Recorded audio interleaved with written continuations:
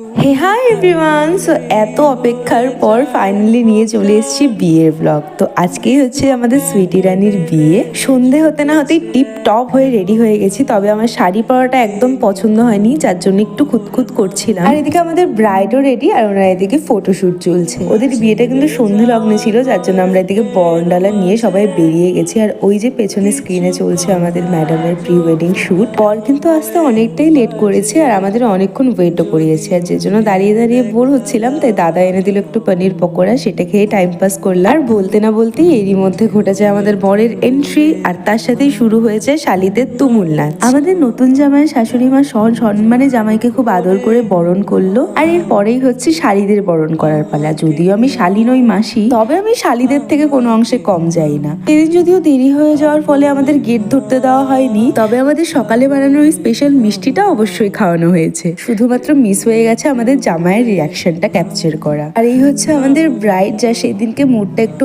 Of ছিল, কারণ ওনার makeup ওনার একদম পছন্দ হয়নি। ম্যাডামের এত ব্যস্ত শিডিউলের মধ্যেও আমরা ছবি তুলে চলে এসেছিলাম একটু স্টার্টার্স খেতে। মানে ফাঁকায় ফাঁকায় আমরা কোনো কাজই বাদ দিইনি, সব কাজই একসাথে করে নিয়েছি। আর এরপর আস্তে আস্তে রাত বাড়ছিল, আর এদিকে তো ভিড় প্রচন্ড বেড়েই চলেছিল, কারণ এই ছাদের মধ্যেই সবকিছু অ্যারেঞ্জমেন্ট করা হয়েছে। আর মানুষের সংখ্যা যেহেতু অনেকটাই বেশি, সেই জন্য আর কি খুব ভিড় হয়ে গেছিল।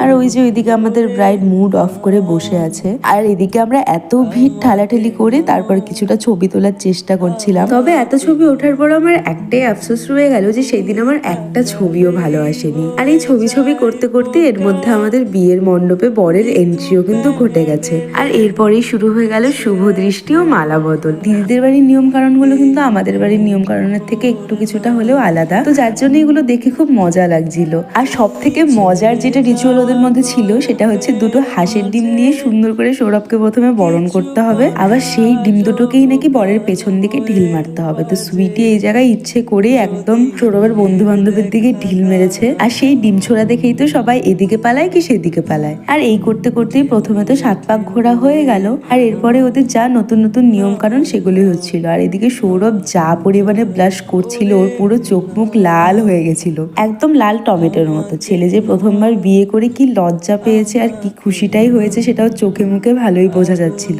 সবার আগে তো আমি এটাই বলবো যে ওদের দুজনের ওপর কেউ নজর দিও না। আর তারপর বলবো ওই যে সবাই বলে না, made for each other, exactly they are the real definition of made for each other. রিজনটা না হয় নাই বললাম, ছাড়ো। আর এরপরেই হলো মালা বদল। সবাই তো বিশাল খুশি, কে বিয়ে করছিল কেউ ধরতেই পারবে না। ওই যে বললাম ওদের রিচুয়াল আর আমাদের রিচুয়াল গুলো বেশ আলাদা। আমাদের বাড়িতে তো পিড়িতে বসিয়ে মালা বদল হয় আর 7 পাকে ঘোরা হয়, তবে ওদের পুরোটাই পায়ের ওপর দাঁড়িয়ে হয়।